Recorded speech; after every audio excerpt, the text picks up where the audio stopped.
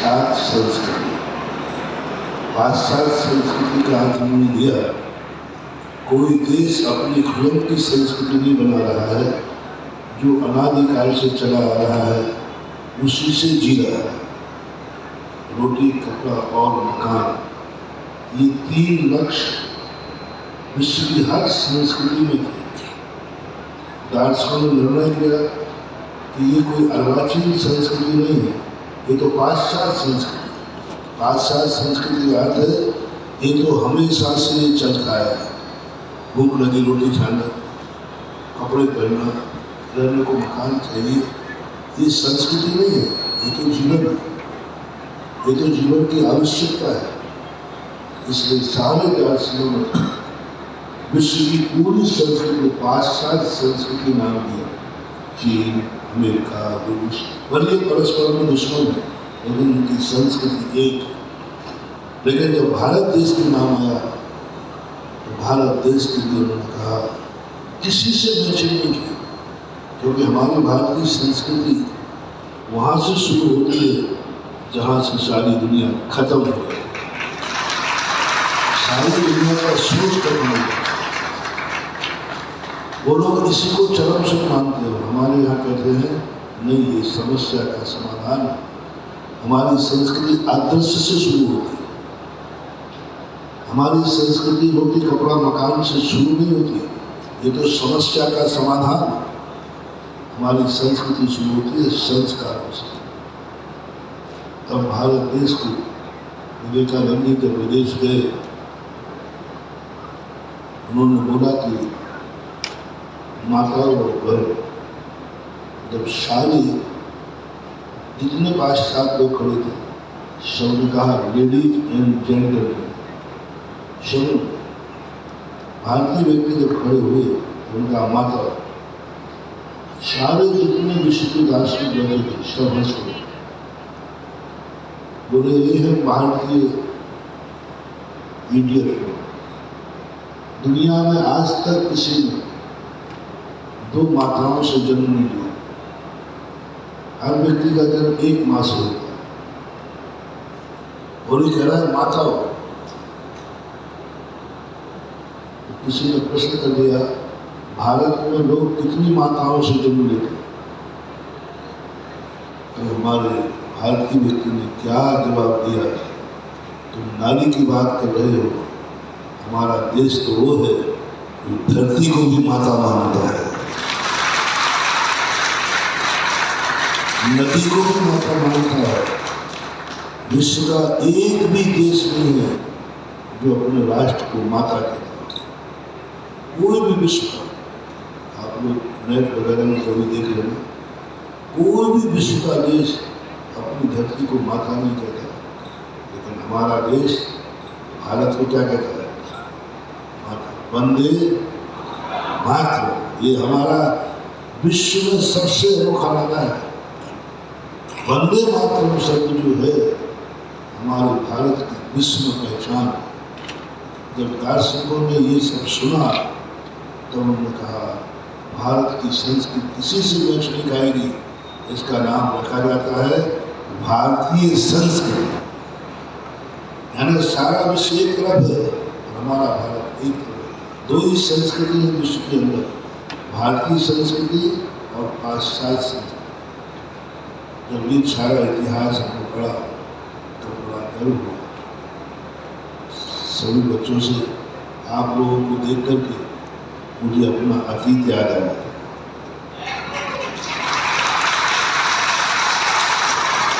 क्योंकि मैंने एनसीसी का मैंने भी ज्वाइन किया। ये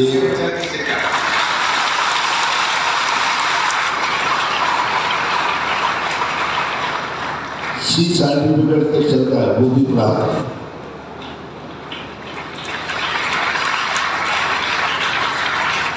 बंदूक चलाने का भी खूब मौका मिला है। और सबसे बड़ा तो एनसीसी के 2 संस्करण में सुनाऊंगा। एनसीसी का एक कैंप लगा, उस कैंप में नाइट मार्च होता है। नाइट मार्च में सभी बालकों को कमांडर जो होता है वो जंगल में ले जाता है और एकाएक घोषणा करता है, हम भटक चुके हैं, सब लोग अपने अपने तरीके से कैंप में पहुंचे। रात्रि के ठीक अर्धरात्रि में वो घोषणा करता है और सबके पास पहले से यंत्र सूचक यंत्र दिया गया था और उसमें कहा था कि टैंक अपन इस दिशा में चल रहे हैं और उस दिशा में वो बढ़ते गए और अंत में घोषणा करती, हम सब भटक चुके हैं, कोई लाइट नहीं, कुछ नहीं, एक छोटी सी कार थी और कमांडर इतना कह के गायब हो गया। कम से कम लोग 1 से 1.5 हजार बच्चे थे, कैंप खत्म हो गया। किसी को कोई पता नहीं, अनजाने जंगल में छोड़ा गया और अपने अपने रास्तों से पहुंच गए। मिलिट्री के कमांडर सब छुपे हुए थे, तो हम लोगों को एक विल पावर था और हम लोगों को अपनी दम पर पहुंचो, अपने विल पावर पर पहुंचो और हम लोग रात के 12 बजे से चलते चलते सुबह 5 बजे कैंप पे आ पाए और वो देखते वो भी किसी चार्ज में देखना। उस दिन मुझे लगा कि एनसीसी में यह ऐसे सिखाया गया कि तुम दुनिया के बल पर मत जियो, अपने बल पर जियो।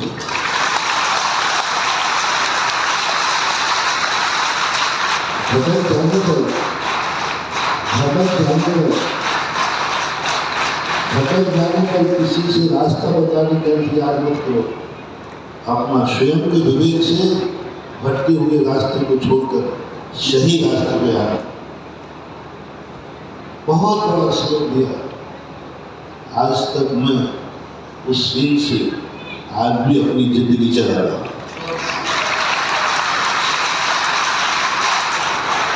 कितना बड़ा सोच था, कितना बड़ा सोच। दूसरा संस्करण है, उसी टाइम के अंदर हमारी 2 सेनाएं बनाई गई, एक पाकिस्तान की और एक हिंदुस्तान, और हम लोगों को झाड़ियों के यहाँ छुपा दिया और सामने दुश्मन की सेना निकलेगी, आपको उस समय फायर करना। फायर करने का अर्थ है कि उर्दू पर फायर करना। तो किसी भी रूप में वो जो कमांडर थे वो करेंगे, आपको पोजीशन लगाना है। जिस झाड़ी के अंदर मुझे छुपाया गया, उसी झाड़ी में वो पीली ततैया होती है, पीली बहुत काटती थी, उसका छिक्का था और वो छिक्का होने के नाते उसने मुझे काटा और मुझे थोड़ा चीख आ गई।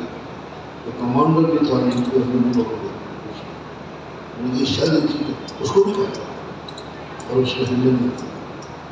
मैंने बहुत कहा, बोले नहीं, इस समय दुश्मन सामने जा रहा है। मैंने सर, दुश्मन नहीं जा रहा, मेरे दोस्त जा रहे हैं। दुश्मन नहीं जा रहा, मेरे दोस्त जा रहे हैं।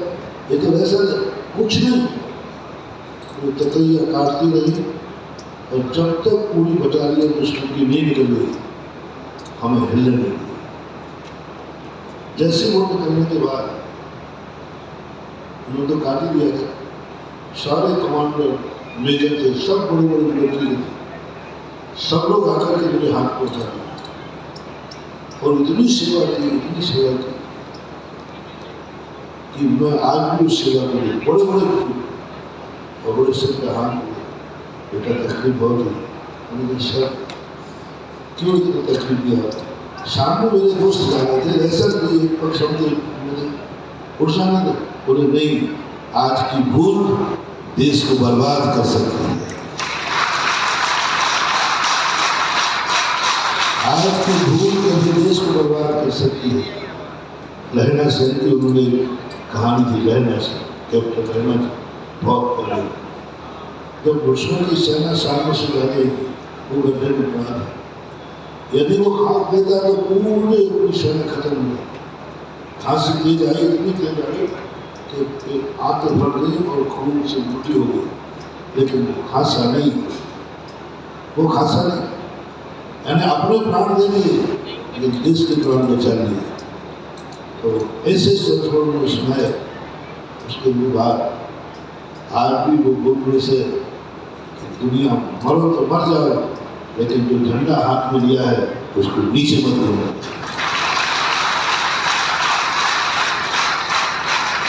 अपने प्राणों से भी ज्यादा महत्वपूर्ण होता है देश, अपने प्राणों से भी ज्यादा महत्वपूर्ण होता है अपने संस्कार, अपने प्राणों से भी ज्यादा महत्वपूर्ण होता है अपना कुल, अपने प्राणों से भी ज्यादा महत्वपूर्ण होते हैं माँ बाप, और अपने प्राणों से भी ज्यादा महत्वपूर्ण होते हैं गुरु, और अपने प्राणों से भी ज्यादा महत्वपूर्ण होते हैं भगवान। उसके बाद आता है इन सबकी सुरक्षा करने के बाद आता है एनसीसी कैडेट कोर का मूल उद्देश्य है देश में कभी भी युद्ध होते हैं। ये आपको लड़ने में जाने की ट्रेनिंग नहीं है। एनसीसी कैडेट कोर की जब स्थापना हुई उसका मूल उद्देश्य क्या था? बात सैनिक बनाना नहीं, सैनिक की ट्रेनिंग अलग थी। फिर एनसीसी कैडेट कोर क्यों हाई स्कूल से और कॉलेज यूनिवर्सिटी में चलती है, इतने बड़े बच्चों क्यों? इसका मूल उद्देश्य था कि जब कभी विश्व युद्ध हो और विश्व युद्ध के बाद एक गृह युद्ध चालू होता है, यानी सामने वाला दुश्मन गांव में घुस जाता है, सीमाओं पे तो जो युद्ध होते हैं मेरे को मालूम है, लेकिन जब सीमा के सैनिक अपने हार जाते हैं, दुश्मन की सेना नगर में, गांव में, शहरों में प्रवेश करती है, तो नगर और गांव में जब प्रवेश करे उस समय सैनिक तो अपने पास है नहीं, तो कौन रक्षा करेगा नगर की? कौन रक्षा करेगा अपने परिवार की? कौन रक्षा करेगा नगर की? क्योंकि दुश्मन की सेना उसके आगे है। उस समय नेशनल कैडेट कोर जिन्होंने बंदूक चलाना सीखा है, वे अपना खुद का हथियार उठा करके अपने गांव की, नगर की रक्षा करें।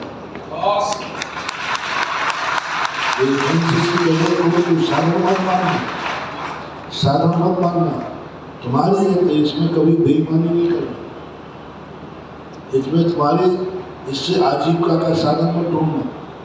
मैं एनसीसी को करके हमें क्या मिलेगा? कोई नौकरी मिलेगी क्या? कोई सर्विस मिलेगा क्या? नहीं। हम हर स्थान पर अपनी आजीविका देखना। जब आप क्लास में पढ़ो तो सब देखना कि इससे हमें क्या आजीविका मिलेगी।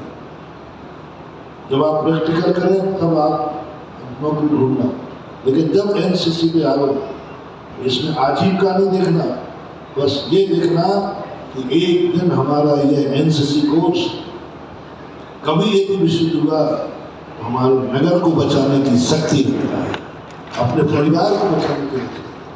तो अंतिम देश का रक्षा सेना है, अंतिम देश की रक्षा सेना है, अंतिम देश की। बाकी तो अपने सब बेटी वाले नहीं रहे। अंतिम देश, जब अंतिम कोई भी उपाय नहीं बचा, वो सेना भी हार गई, तब ये अंतिम सेना अपने भारत की एनसीसी की है। ये एनसीसी सेना ही हमारे देश को बचाएगी। इस उद्देश्य करके एनसीसी की शुरुआत की गई थी एक विचारक के द्वारा। एक विचार ने अपना विचार रखा, फिर इसके बाद बहुत सारी बातें आती है।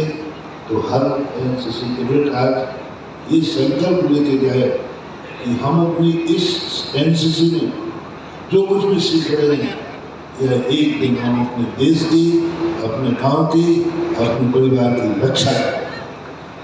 और ये रक्षा में कभी आजीविका मत मानना, कभी ये मत मानना कि इससे हमें क्या मिलेगा। एनसीसी से कभी बेईमानी मत करना, एनसीसी के पीरियड को कभी आउट नहीं करना, एनसीसी का अनुशासन को कभी आउट नहीं करना। एनसीसी का जो अनुशासन हो उस अनुसार को बहुत बड़ी चीज मानना। हमने 2 सरस्वत में सुना करके तुम्हारी बिग पावर को मजबूत किया। आपको मेरा आशीर्वाद। और वापस सवाल देकर वापस जाए और गौरवान्वित हो गए पूज्य गुरुदेव से एनसीसी के बारे में सुनकर, और ये भी सुनकर कि आप जब सागर छावनी में जिस वक्त 2 संस्मरण सुना रहे हैं वो सागर छावनी के हैं और आप स्वयं उस समय एनसीसी कैडेट के रूप में थे। चलेगा आप सलामी देकर अपने क्लासेस की तरफ वापस जाएं।